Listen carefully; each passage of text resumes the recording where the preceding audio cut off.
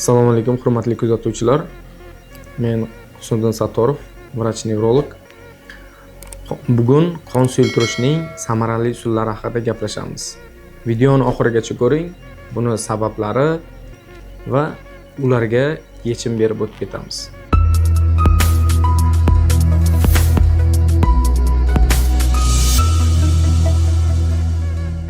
Birinchi navbatda qon nima?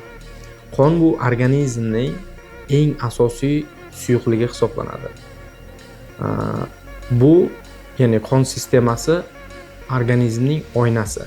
Ya'ni butun moddalar almashinuvi, kislorod bilan ta'minlanishi va patologik holatlar, ya'ni kasallik belgilari asosan qon bilan bog'liq bo'lganligi uchun asosiy ustunlikka ega organizmda. Xo'p, qon nimaga quyuqlashadi? Organizmda qon tarkibida plazma va qonni shakl elementlari bor.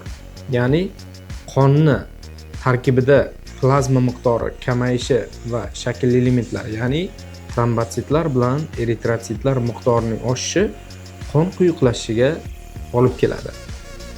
Bunga sabab bo'luvchi omillar nima degan savol tug'ilishi mumkin.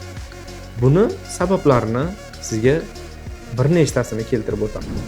Birinchisi, organizmda yetarli suv yetishmasligi. Organizmda o'rtacha, ya'ni o'rta yoshdagi inson kamida 1,5-2 litr har kunlik suv ratsionini qabul qilishi kerak. Lekin bu hajm, ya'ni miqdor yetarli bo'lmasa, organizmda qonni plazma miqdori kamayishi hisobiga qon quyuqlashadi.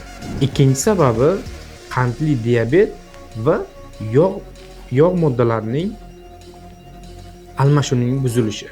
Qandli diabetda, ya'ni insulin miqdorining yetishmasligi va yog' almashinuvining buzilishi natijasida qon quyuqlashadi.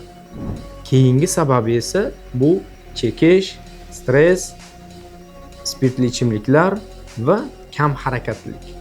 Ya'ni organizmda kam harakatlik yoki spirtli ichimliklar doimiy iste'mol qilish, chekish bu plazma miqdorini kamaytirib, bu qonni quyuqlashtirishga olib kelishi mumkin. Keyingi sababi surunkali buyrak va yurak yetishmovchiliklari. Surunkali buyrak va yurak yetishmovchiliklarida organizmda, ya'ni suyuqlik to'qimalar orasida yig'ilib, umumiy aylanuvchi qon hajmidan suyuqlik tashqariga chiqishi natijasida qonni shakl elementlari qolib, qon quyuqlashishiga olib keladi. Qon quyuqligini o'zi ahamiyati nimadan iborat degan savol ham bor. Xo'p, qon quyuqlashsa, o'zi organizmda qonning vazifasi butun to'qima va hujayralarni kislorod va oziq moddalar bilan ta'minlash vazifasini bajaradi. Endi organizmda qon quyuqlashishi hisobiga to'qimalar va hujayralar yetarli darajada kislorod va oziq moddalar bilan ta'minlanmagandan keyin har bitta organ va to'qimalar o'zini funksiyasini bajara olmay qoladi. Natijada butun organizmda kislorod yetishmovchiligi yuzaga keladi. Bu esa har bir organga tegishli bo'lgan kasalliklarni keltirib chiqarishni boshlaydi. Bunga asosan yurak, miya, oyoq tomirlarida tromboz, infarkt, insult kasalliklarini xavfini oshiradi. Shuning uchun e'tiborli bo'ling, hurmatli kuzatuvchilar. Qonni doimiy ravishda suyuqligini nazorat qilib yurish tavsiya qilinadi.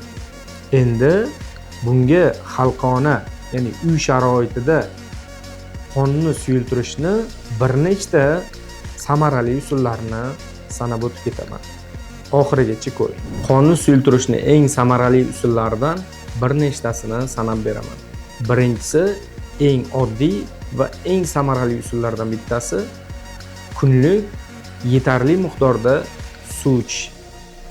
O'rtacha yoshli inson 70 kilogramm deb misol qilib oladigan bo'lsak, 1,5-2 litr suv qabul qilishi kerak. Organizmda moddalar almashinuvi normal ketishini ta'minlovchi yetarli miqdor bu 1,5-2 litr hisoblanadi. Keyingisi oziq-ovqatlar bilan qonni suyultirish.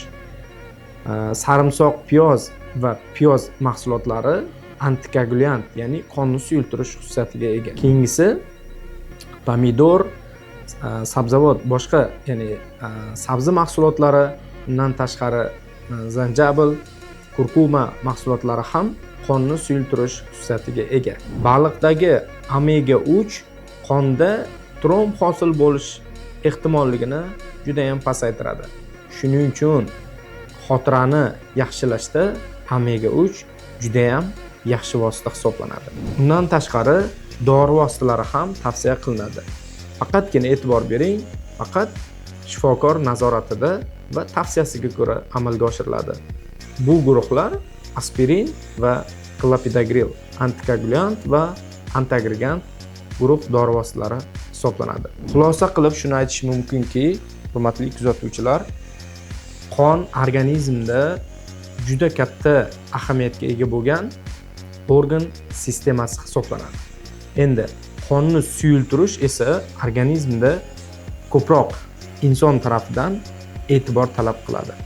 Shuning uchun tavsiya qilamanki, yoshga qarab mutaxassis bilan maslahatlashib, qonni quyuqligi va suyuqligini doimiy nazoratda ushlab turish tavsiya qilinadi.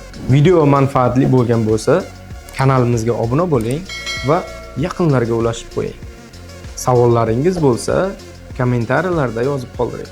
Siz bilan Husniddin Amirquluvich va Ibrat Med klinikasi bo'ldi.